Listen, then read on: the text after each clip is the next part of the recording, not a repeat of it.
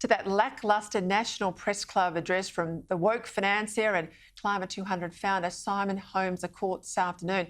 Let's bring Liberal MP Jason Falinski. He's facing a challenge from a Climate 200 independent in his seat of Mackellar on the Northern Beaches in Sydney. I tell you what, he's emerged this week as someone who's prepared to take the fight up to this Voices movement, and he wants us to understand who they really are. Thank you for coming to me tonight from Canberra. Let's start with the comments from Simon Holmes a court today, insisting Climate 200, who of course are bankrolling 7 of these independents, they're not a political party, he says. Their integrity is intact, they're very straightforward. Here he was getting grilled by my colleague in Canberra, Tom Connell. Let's have a listen.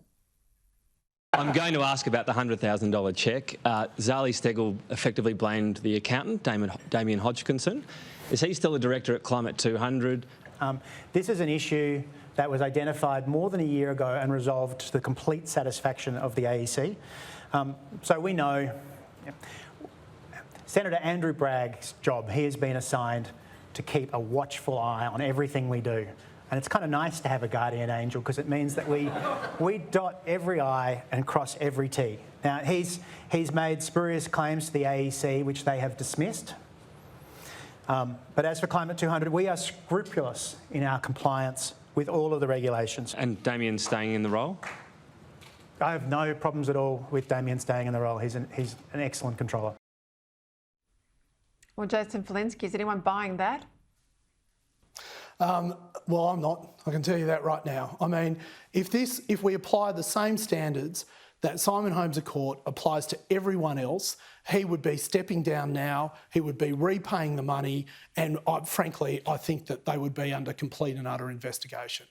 Damien Hodgkinson, by the way, his role in life is to structure assets for wealthy people like Simon Holmes a court so they avoid paying any more tax than they have to. And I just think if anyone in Australia today puts integrity and Climate 200 and all these fake independents in the same sentence, it has to be with a question mark or an exclamation mark after the end of it, because this is just a joke. Before she came into the parliament, Zali Steggall was a barrister. So you think if anyone's going to get the detail right and what the rules are for MPs, I know. It might be her. Yep.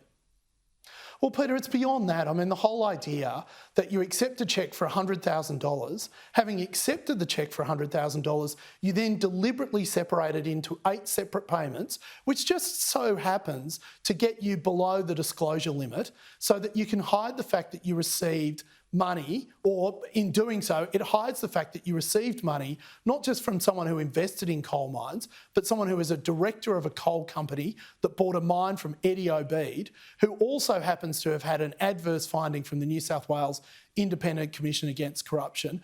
Beggars belief. You know, I watched that speech today, I've got to say, Peter, and Simon Holmes a court, he's reminded me of someone for a long time, and I just couldn't place it until I saw him today, and it came to me. He is to Australian politics what Kendall Roy is to succession. It is just another wealthy person who inherited their money trying to tell the rest of us what to do. What do you make of the fact that he seems to be getting a pretty soft run from the media, particularly the Canberra Press Gallery today, other than Tom Connell? Well, can I tell you, the softball of softball questions was from Catherine Murphy, who asked him, what does a scientific-led approach to climate change mean? Or, you know, can you tell us more about that? And of course he said, I don't really want to get into it. The problem for Simon Holmes a court and his fake independence is that they are fronted by slogans, and every time you ask them a question about their slogan, there's another slogan that sits behind it. I think their value proposition to the Australian electorate at the moment is we have no plans, no vision, and frankly no ideas, but hey, we did inherit a lot of money. Well, just on that point about inheriting a lot of money, the candidate running in the seat of Wentworth against Dave Sharma, the incumbent, Allegra Spender, daughter of Carla Zampatti, she's got a lot of money in her bank account. She has a very sort of corporate background, but she's out there now saying there's got to be tax reviews, and that's what she'd push for if elected. That sounds to me like a line she's got now to excuse away her income if that becomes an issue in the campaign. Absolutely. And you know, once again, no plan, no policy, no ideas. We'll just have a review. Is it, you know, is it? I mean, this isn't. This is what they always say. There's a slogan, and when you ask for details, they'll say, "Oh, when elected, we'll do a review." And what's the bet that review includes a carbon tax? What's a bet that that review doesn't talk about how to cut taxes or make our tax system more efficient? What's the bet that that review involves increasing taxes for working Australians so that so they don't have the same opportunity to accumulate the savings and assets that so many of Simon Holmes at Court candidates already had because they were lucky to be born to someone who happened to be wealthy? Well, eventually the gloss came off Get Up, Jason Falinski, when people understood really what was behind the Get Up machine. Are you confident that people are going to wake up to voices if you're prepared and others and to take them head on? Look, Peter, I'm only doing this because I think that elections require the electorate to be well informed.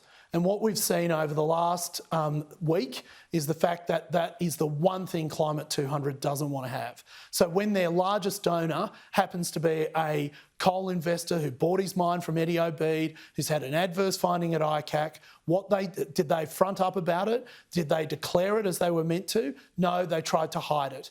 And when that didn't work because the AEC did an audit on it, the result of that was, as Tom Connell asked quite directly, will you be therefore getting rid of your shareholder, Damien Hodgkinson, who Zali Steggall is now blaming for this bookkeeping error? And his answer is no, he's very comfortable with him. So the question that we get to is, what more are they hiding? You know, what more aren't they telling the Australian people? And that's, I think, what's important. I'm sure I'll be talking to you again. I'll be talking to you again. Sorry to cut you off.